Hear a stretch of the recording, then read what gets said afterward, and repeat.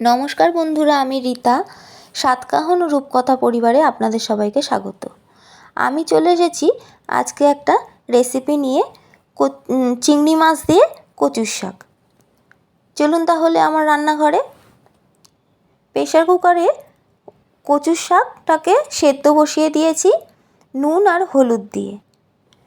নুনটা অল্প পরিমাণে দিয়েছি, কেন পরে আবার রান্না করার সময় দিতে হবে। আর আরেক দিকে ছোলাটাকে ভিজিয়ে রেখে দিয়েছি, আগের দিন রাত্রেই ভিজিয়ে রেখেছি ছোলাটা। কড়াইতে পরিমাণ মতো তেল দিয়ে দিলাম। তেলটা গরম হয়ে এলে নুন হলুদ দিয়ে মেখে রাখা চিংড়ি মাছটাকে ভেজে রাখবো। চিংড়ি মাছটাকে বেশি কড়া করে ভাজবো না, হালকা করে ভাজবো। এরপরে ওই তেলেই দিয়ে দিচ্ছি শুকনো লঙ্কা, তেজপাতা আর কালো জিরে ফোড়ন।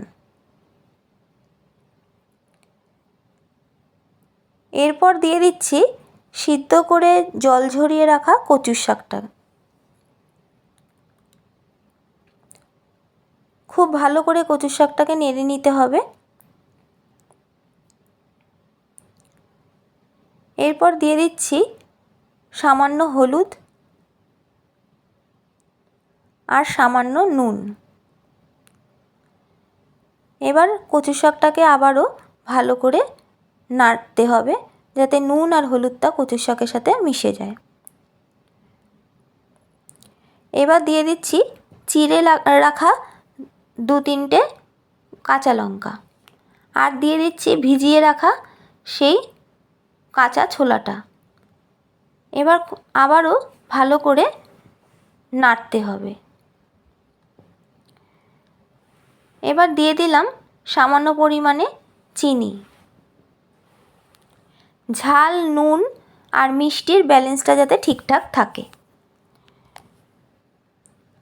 এবার দিয়ে দিচ্ছি ভেজে রাখা চিংড়ি মাছটা।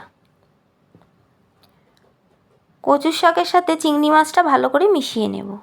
এভাবেই খানিকক্ষণ কচুর শাকটাকে নেড়ে চেড়ে নাবিয়ে নিতে হবে। ব্যাস, এভাবেই অতি সহজেই কচুর শাক রান্না করতে পারবেন, নিরামিষ বা আমিষ। নিরামিষ করলে কাঁচা ছোলার সাথে একটু নারকেল কুচি দিয়ে দেবেন, আর নারকেল কুড়িয়ে দিয়ে দেবেন।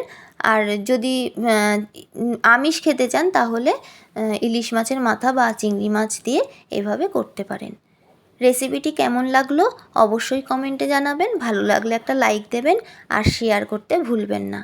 সবাই ভালো থাকবেন, সুস্থ থাকবেন। দেখা হবে আবার আরেকটি ভিডিওতে আরেকটি রেসিপি নিয়ে।